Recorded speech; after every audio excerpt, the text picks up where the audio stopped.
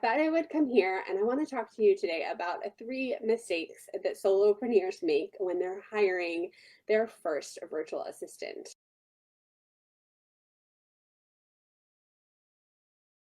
I've been in this privileged place to work with lots of clients, see what works, what doesn't work, and I've also been training digital media virtual assistants.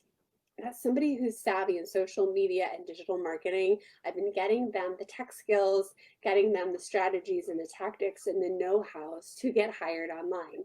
So I've heard both stories. I'm getting both sides of this story from not only the clients who come to me now, but over the past few years, I've been seeing it, and I see it in a lot of the Facebook groups and the paid memberships I'm in with my own peer group. But these are mistakes that keep them stuck right where they are. And I see these entrepreneurs who aren't growing and they're stuck because of these mistakes. So the first mistake is hiring for 100% just for the skill set. Now, here's the thing. Anybody smart will figure things out and can be a good hire. You do not have to hire somebody just because they are already an expert. Yes, there are situations where you might need a techie expert to figure something out, but on your payroll and on your team, you need to hire for the attitude and the work ethic that complements your team. You need someone who's a go-getter, you need someone who's going to figure things out, and you need someone who is willing to learn. Anybody can pop in there and learn MailChimp and learn ActiveCampaign if it's in their blood to be a challenge seeker. If they're a problem solver, they'll figure it out. There's so many resources out there. You don't need to hire somebody for $75 an hour and think that that's your only option. No, you should look for a young whippersnapper, somebody who's up and coming, and get them at a rate. So many of my business owner friends are like, I can't afford to hire. I'm like, that's because you're going after the wrong person. You don't have to get someone with decades of experience. You can find plenty of fresh rookies who are good at what they're going to are good at digital marketing, will figure it out and make leaps and bounds for your business. Paying $75 an hour is not going to really help you in the long run because you're trying to position yourself with somebody who will eventually be your teammate and who will grow with you. And having somebody who has the time dedicated to you and who's going to be fully devoted, and they're going to be loyal because they're going to grow up with you, they're going to learn things with you, they're going to bring things to the table. And the biggest thing that cracks me up, and I have tons of these, is the job posting. The job description has like 85 different things, like must know ActiveCampaign, must know lead pages, must know Kajabi, must also be proficient at copywriting, be a YouTube specialist, know Instagram, know Pinterest, know my inbox.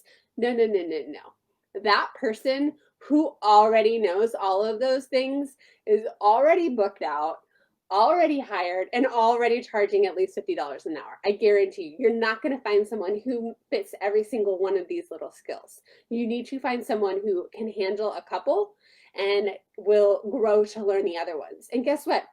I've never worked with ActiveCampaign. Does that mean I couldn't go in there and figure it out? Will there be a little bit of a learning curve? Will I charge you for that? No, I won't. But I could do that, and I can't even do some of these jobs that we're posting. And I've been doing this business for 10 years, and I'm seeing jobs in there where I'm like, well, I'd be afraid to apply for that because I haven't done X, Y, or Z. But listen, I'm smart. I know email marketing. I know the fundamentals of social media strategy. I can whip in there. I can pop in there and figure it out and whip it out is what I was trying to say. That is a huge mistake, hiring just for the skill set. You've got to hire for the attitude and the willingness and that hunger to learn. When a solopreneur or a very small team, I'm saying solopreneur because I don't want you to think of like a 7-figure entrepreneur or an 8-figure entrepreneur, because by then they have 10 people on their team, right? People are more specialized. I'm talking about a smaller business owner who has no team or maybe one other assistant. So when you hire a virtual assistant and then is upset because they don't have their brand voice down to a pat in 1 week, like really, You just hired a virtual assistant for probably $25 or less an hour, and you expect them to get your brand voice down in a week? Did you know copywriters can take like 6 weeks to pump out a brand voice guide? They can take quite a lot of time to work on your sales letter, and that's just one sales page. Why is a virtual assistant who is new to your business going to suddenly be able to pump out social media posts, blogs, all of the content and be 100% you? Like no one could tell the difference. It doesn't happen, especially when you're paying $25 or less. Copywriters charge more. If you want copywriting work, if you want flawless, impeccable conversion copy, go hire that copywriter, and they're going to be probably $100 an hour. If you can find one for under $100 an hour who's willing to do the work, good on you. But your VA is not going to figure that overnight. This is going to come back to mistake number one. You find the person who likes writing, wants to learn more, is willing to learn, and will dive in and do it. Now, it's one thing if you already have your act together and you have a brand voice guide and you have exactly what you want them to do. Yeah, things can speed up a little bit, but it takes time. And I'm very clear with my clients when I start with them, like, I am not going to know it overnight. And the CYA is on you as a business owner to teach them, to correct them. You can correct them, but don't be rude about it too, because they, I guarantee you, are already listening and paying attention. You need to give them the benefit of the doubt, and you need to give them some time and space, give them the tools, to take the time to walk them through that. What I suggest doing to avoid this mistake is having your own brand voice and your own act together, which is an ideal world. I don't even have mine together, so we don't need to pretend that that's real, that really happens. But you need to be coaching them, and you need to go in there and approve their final messages. Take the time to edit their stuff and explain things you would say, explain things you won't say. You can't expect your virtual assistant to be writing impeccable copy for you out of the gate. And you also can't expect your overseas VA to be pumping out blog content that is also just as flawless when English is their second language. I'm sorry, if you want really hot copy, go pay for it. Okay, third thing that entrepreneurs do when they are hiring is a huge mistake. So I'm a military wife here. I move a lot. I don't live near family. I have to start from scratch every time I move, and I know I can't do it alone. So one of the first resources I put in place for myself is a babysitter. And I'm not always the best about hiring the babysitter and using them like every night, every week for date night or whatnot. But I know how important it is to have a babysitter in my contacts on my phone. When something comes up, I have too many kids. I have 4 kids. Nobody wants to just watch all 4 of my kids for free or for a swap anymore. I have to rely on the babysitter. And the virtual assistant is like your babysitter. When you want to go out that night on your date night and you don't already know a babysitter, good luck finding someone at the last minute. And that's probably more a message for the husbands who are in charge of finding the babysitter and don't do it. But us moms, we know we need to prime that babysitter, get them ready, get them used to our kids, and then we can count on them. And the babysitters don't always show up. They're not always available. If you're not paying them enough, they might go to the Adams family over there and work for them because they know they're going to get $5 an hour or more. So the same is with your virtual assistant. You can't wait too late to find one. And if you do, they're not always going to be there at your beck and call. So you have to make strides to put that in place now. Don't wait. Like if you know your business is growing and you're scaling and you want to get to this point where you have a team, start now. You can just count on the babysitter once a month. It doesn't have to be the au pair living in your house who's working for you every day. Your VA can start with, I started with Tracy Bellion for 4 hours a month. We did as much as we could in those 4 hours. But that set her up for success to grow her team. Your virtual assistant is your babysitter who's in place to handle some of the work, and you slowly unload more and more. You slowly count on that person more and more. Eventually, You need more than one babysitter, don't you? Because those babysitters do get booked out and have obligations and family and are doing homeschool and flag football and piano and other things in their life, other clients in their life, right?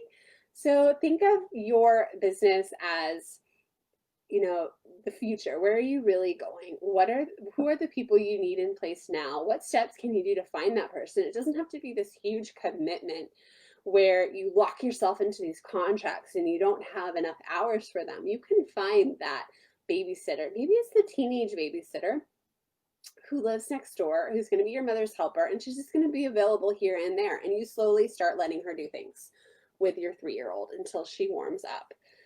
Think about it like that.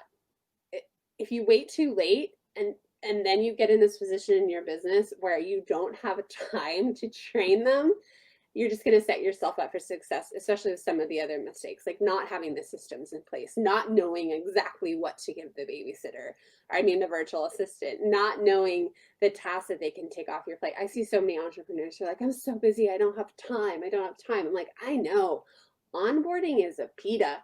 It sucks, but you know what?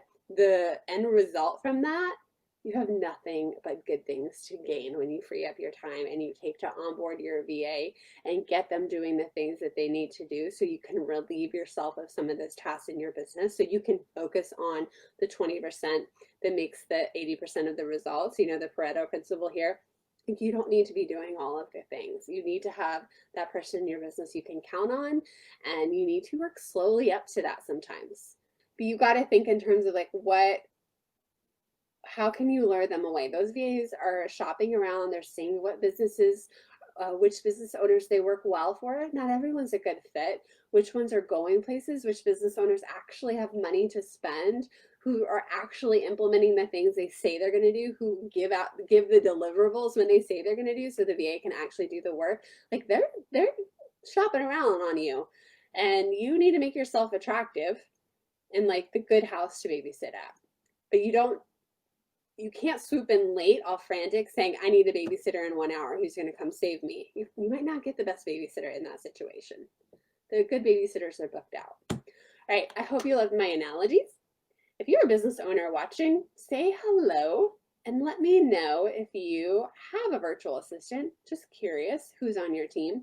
If you're interested in hiring one of our unicorns, I am not a headhunter, but I will take your job opening and share it with my students, and then you can hire your virtual assistant who fits your business, your needs. We'll hook you up. I'll have 3 different unicorns who reply to your form, to your job opening. I have up to 3, sometimes 4 who will respond. Check out their skill sets. Find out if they have the attitude that you want. But if you have any questions about virtual assistants, feel free to reach out. I will talk to you all later. All right, bye.